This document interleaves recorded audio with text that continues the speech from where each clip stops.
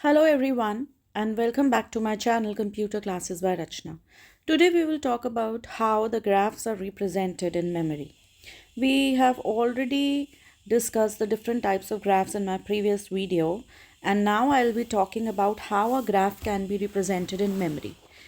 For those who do not know, a graph is a set of nodes which are called as vertices and a set of edges which are ordered pair of those vertices. For example, on the right hand side you can see this graph which is having the vertex 0, vertex 1, vertex 2, vertex 3, vertex 4.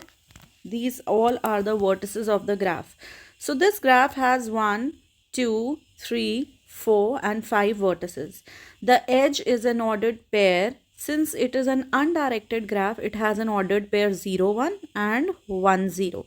So edge can be represented as 0, 1 also and 1, 0 also. This edge can be represented as 0, 4 also and 4, 0 also. So how many edges we have? 1, 2, 3, 4, 5, 6 and 7.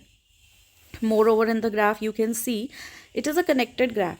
It is possible to go from one vertex to another following a path. So it's a connected graph.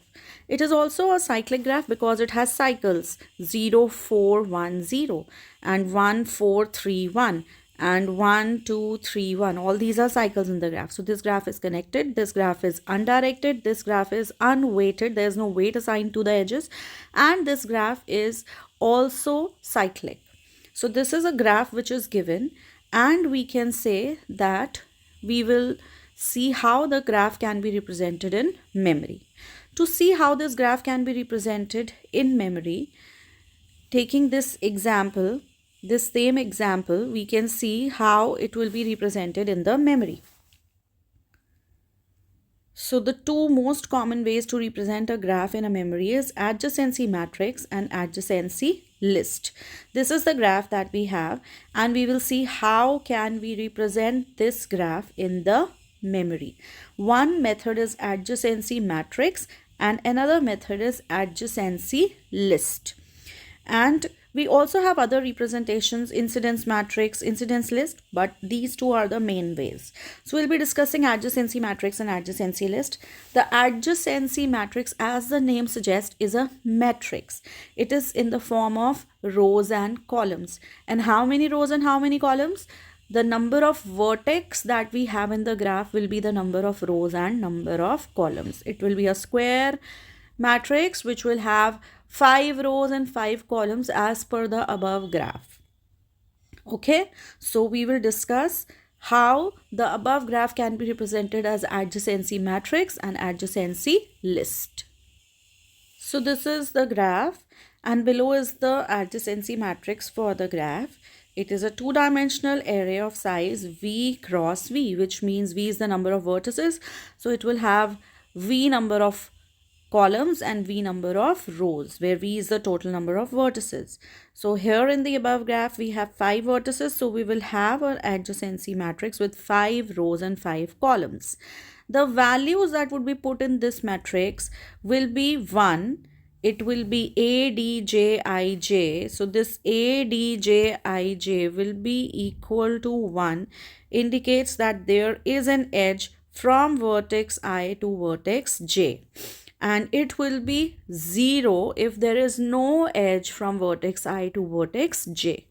And in case it is a weighted graph, then the ADIJ equal to W when there is a weight assigned to the edge. If there is an edge and there's a weight assigned, then that ADJIJ will be equal to the weight of that edge. Otherwise, it would be 0. So, for the above graph, this one is the adjacency matrix. So we have numbered the matrix with the rows. Row 0 for vertex 0, column 0 for vertex 0. So row 0, row 1, row 2, row 3, row 4 for all these above vertices as rows, and column 0, column 1, column 2, column 3 and column 4 for all the above vertices.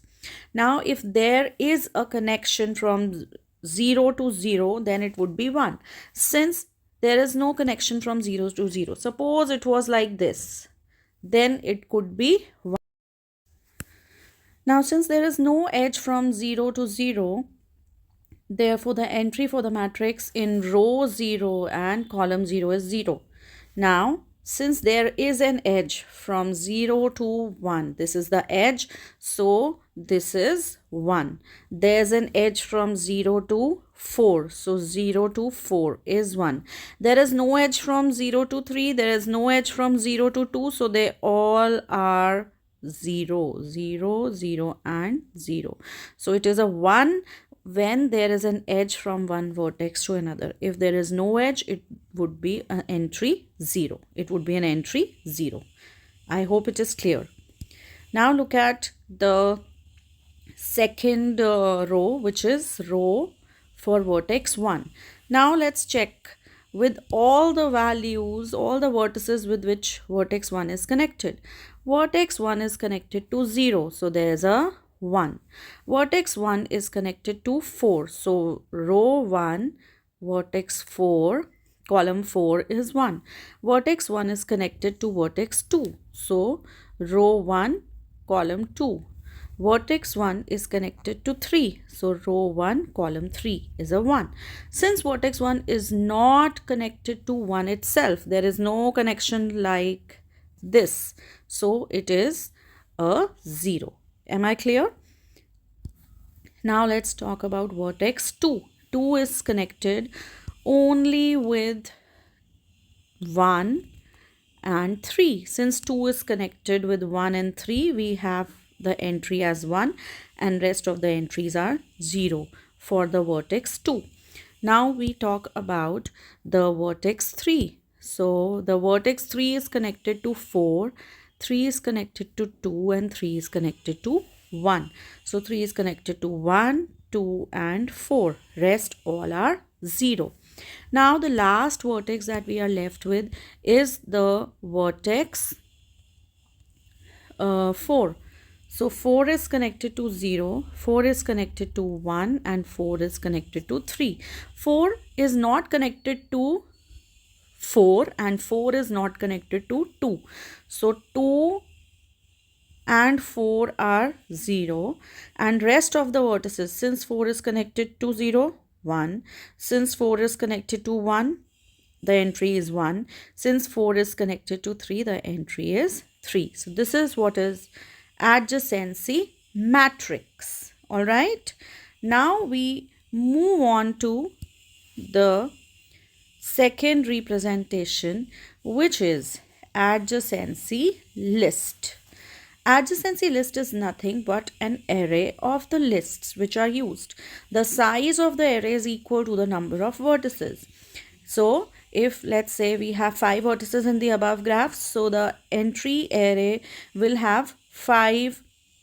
An array entry I will represent a list of vertices adjacent to I. So it means it will have an array of size 5 and every element of the array will be connected to a list of vertices.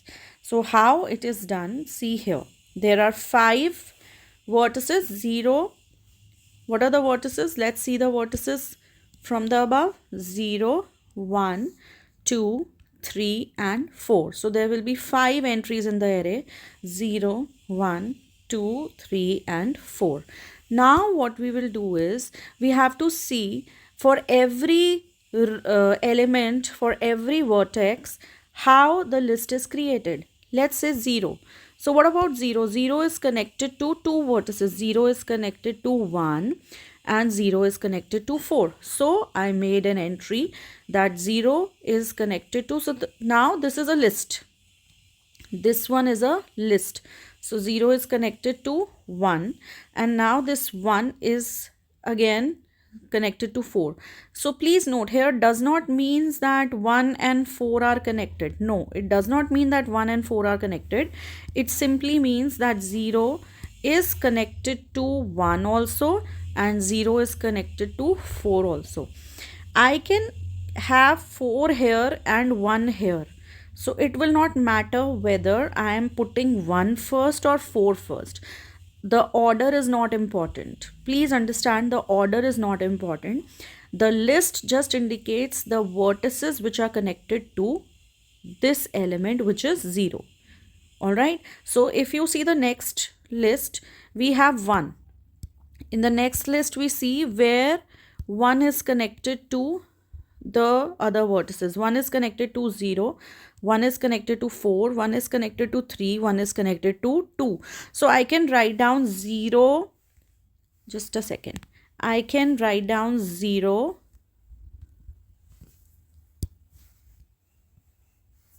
Yeah. 1 is connected to 4.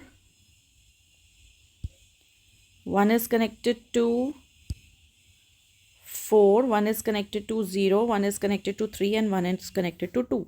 So I can write down any order. I can write down the order like 0, 4, 3 and 2. So 0, 4, 3 and 2. Or I can write down any order like 0, 4, 2 and 3. I can also write down 4, 2, 3, 0. So this order is not important.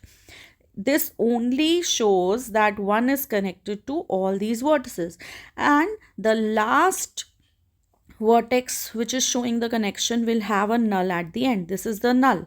This indicates it's a null. So 1 is connected to 0, 4, 2, 3, and there's no other element after 3, so it is null. All right. Now let's see 2. So 2 is connected to 3, and 2 is connected to 1. There are no other vertices with which 2 is connected. So I can write 1 and 3. I can also write 3 and 1 instead because order is not important. Now let's go to 3. 3 is connected to 1, 4 and 2.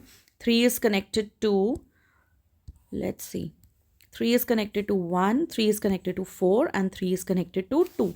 So 1, 4, 2, I can write down 2, 1, 4, I can write down 4, 2, 1, 4, 1, 2. So order of these will not be important. The only thing that is important is all these nodes should be present in connection with 3. Now let's talk about 4. So 4 is connected to 0 also, 1 also, and 3 also. So 3, 0, 1, 1, 0, 3, 1, 3, 0, any order is possible. We just need to have these 3 vertices in any order. All right. So this is adjacency list. I hope you have understood what is adjacency list for a graph and what is adjacency matrix. So this order is also changeable. We can have if there are instead of numbers it's A, B, C, D, E, so we can take A, B, C, D, E, and then we can see which nodes are connected. I can also represent 1, 2, 3, 0, 4. So this represents the node number or the node name, and these are the list to which the nodes are connected. All right. So I hope you understood. So there are 2 ways. One is adjacency list and another is adjacency matrix. Thank you so much.